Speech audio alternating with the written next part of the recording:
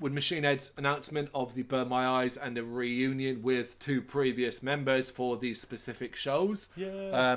Really, really fucking odd, odd announcement. Took me by surprise because it's kind of like, didn't you fall out with them? It's like, man.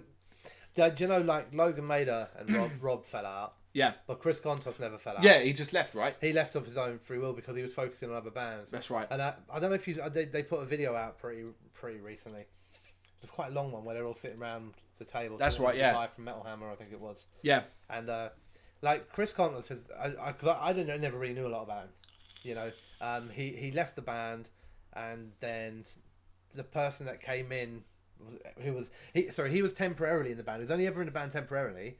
And then the person, I can't remember the guy's name, the first proper drummer. Oh no, I'm not good at that stuff. He came in, but he I can't remember if it was because he was shit or he just didn't stick around. And then they brought Chris Kontos back in again temporarily to help them record Burn My Eyes because the other guy was already gone. And then when Chris decided, look, I'm going back to my other bands now, that's when Dave came in. Do you know what I mean? So it's always amicable. But in the videos, what I found out about Chris Kontos is he's like one of the most fucking enthusiastic, cheerful, really nice blokes. You think, like, genuinely, he just seems bloody happy to be here. You know what it is? You know what I got from that whole fucking video? Man, this is old men chilled. They're chilled. They ain't kids anymore. They're changed. They've grown up. Yeah. Like, everyone's just chilled and happy. They looked there. That's what it is. They looked happy and they were reminiscing and all that. And it was really cool. And I mean, this is a big deal for me, this gig. Right? It's a big deal for me. If anyone doesn't know, I'm a big Machine Head fan. And I have seen every single album tour cycle. Yep. Except for Burn My Eyes. And now I'm going to see it. With almost all the original members. At the venue I would have possibly seen it at anyway. Yeah. So that to me is like, that's cool as fuck. It's almost like, I know it's not the tour cycle, but that last half of that show is where I got into them just after that gig. So now I'm going to go and see them on that tour. Yeah. So for me, it's like a flashback. And I've seen them with Logan live, and back in the day, he was the fucking lunatic. I've seen him, he was the one that climbed the speaker stacks, jump off it, crazy stuff. So and he does not look like that at all now. He looks very calm, very well spoken, very chilled. No, absolutely. But yeah, no. For me, obviously, I'm excited about it. I am. Yeah, yes. I mean, I'm not. It's not that I'm not excited about. It's not that I'm. All albums in full. It really is going to depend on what it is. Do I care enough about Burn My Eyes to want to see it in full? Probably not. But ultimately, it's Machine Head live. It's Machine Head Brixton. Yeah. There's a chance to see songs that I never thought I'd see live. Did you re-listen to it? No, not for a while. Right. No, not for a while. See, I re-listened to the whole thing from start to end today, and it's the first time I've listened to some of these songs in a long time. Yeah. And it's the weird thing about it. I think sometimes, and I know I'm a fanboy, we know that already. Yeah. But I think sometimes you forget how good a song is. Yeah. Until you have it on in your headphones, and you're like, shit, man. Like, and I listened to that album from start to end today, and I come out at the end of that and thinking, like, yeah, I remember now why this is a big announcement. This is big, man. I think why that show, considering the hate the Machine Head have had surrounding them, like, sold out like that. Yeah, it really did. It was gone quick. Yeah. I will nearer the time, that kind of thing, because it's still too early. I did it in preparation for this. Well, I haven't a prep. I remember enough. But yeah, so the track listing, we're going to go through the songs, and I guess discuss if we need to. Yeah. I mean, this is not the first two out of the park. They're Machine Head staples. Yeah, and that's one of the things I was going to ask you on each song as well, which is basically, have you ever heard it live? Well, yeah. And we know that with Davidian and with Old, like, definitely heard them live. Yes, they're staples. Davidian is the encore track now. Never used to be. It used to be like is it the encore?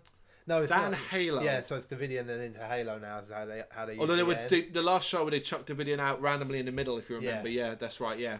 And Old is Old. It pops up quite a fucking bit. Yeah. But both great songs. Yeah. But then you start getting to the stage where, like, actually, a lot of this just doesn't get played. Yeah. I've seen 1,000 Lives live once. Right. Because I remember when it got played and I was like, oh shit, I've never heard this live. Yeah, then it's not one that I can think of I've heard live. And like I said, re-listened to it today, and you kind of forget, I guess, sometimes how good these songs are. And 1,000 Lives, I remember listening to this album the first time round. Maybe not the first time round, but at some point. And it kind of throws you a little bit because Davidian is quite full on from the start, and Old is pretty much the same. And 1,000 Lies starts off really slow. With that down, and you're like, oh, okay, this is different. There's the first one on the album that kind of comes on that. And you're like, it's the first. Yeah, you've done your first 2 ones, so yeah. None But My Own. Yeah. Again, like looking at that on there now, if I hadn't really listened to it today, I'll know that I'm pretty sure I've never seen it live. Pretty sure I haven't. If you haven't, I haven't. Put it that way. Yeah. And until re-listening to it today, I think I might have struggled to be like, oh, which one is that? Is that the one that goes like this? Okay, You know what I mean? yeah. But I think this is probably one of the good things as well about this gig for me is that I'm going to tick off another 5 or 6 tracks here that I may not have ever seen live. Well, yeah, you'll be. But also maybe more than that because the ones that we have, Davidian Old, are coming out of the other hits. Yeah. So something has to replace them. That's true. You know, interesting. Yeah, that's an interesting point. Yeah. The Rage to Overcome. Now that I'm pretty sure is a regular, not a regular, but played. Regular, but it has been played. Has been played, yeah. And that has got one of the fucking best drum intros in it. Yeah, that's going to be golden. Yeah, totally happy with that. I wonder as well, like at the show, if they'll play it in order. Yeah, I hope so. I would hope so too. I hope so, but I do hope so. Yeah. Because I also think Block, when we get to it, is a great song to end on it because that's going to have the crowd all screaming, fuck it all. Yeah. That's a great ending song for that show. Yep. Before that though, we got Death Church. The Death Church, at one point in my life, was my favourite Machine Head song. Wow, that's one point, yeah. Yeah, it was. And, I preferred it to Davidian, I preferred it to all of them. And I love that song still. But the one thing I have to say here, because it happened to me again today, is you remember the beginning of Death Church? It's got the kind of warped voices. Oh, that's right, yeah. And I know it can't say this, but all I can hear in that first line that he does is, want more juice. Want more juice. And that's all I ever hear. But he might mean it in like... But even today I had the headphones on. I got nice posh headphones on now. It's on full volume. It came on and all I heard was, want more juice. And I was like, damn it. 20 years later. Oh, it's funny. Yeah. A Nation on Fire. Again, definitely not. Yeah, I've definitely not seen this live. It's just so like, no, there's just, why would they ever put that one out there when they've got all the others around it? Yeah. Blood for Blood.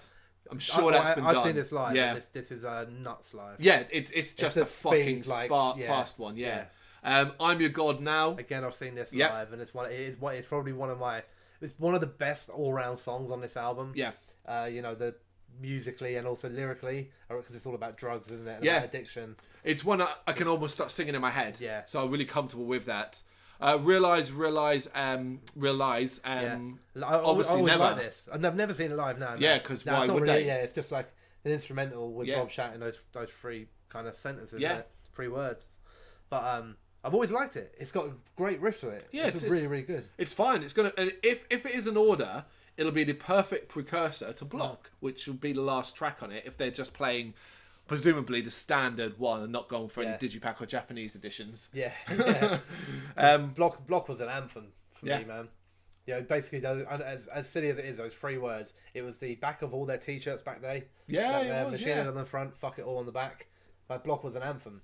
Which is kind of weird because it was always Davidian, which was the anthem for his album, but it was never Let Freedom Ring with Shotgun Blast. No, it wasn't. It was easier with 3 words. Yeah, that's why. Less print. Yeah, less money. But yeah, like it does with Block being potentially the last track we hear from Machine Head that night. That actually does kind of work quite well in the whole show, I think. Yeah. It'd be a nice aggressive way to end it.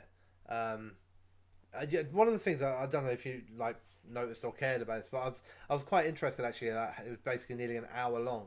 Because you don't really get debuts like that anymore, do you? No. But you get a band that might dare an hour a few albums in. Yeah, but not this. Not on a debut, bang is an hour. No way. You know what I mean? You'd be lucky if you get 40 minutes. 40 minutes, yeah. Just keep it 8 tracks, that kind of thing. Yeah, 11 tracks. Yeah. One song short of an hour in it, really. Yeah, I mean, that's the 11-track album. Hopefully that's kind of create a little bit of anticipation if you're going to the show like we are. If not, there is one more question. Go on. One of the other things that was announced was that the first half of the show will be played with 2 other musicians. Yeah, that will be announced soon. Yeah. Any theories? No.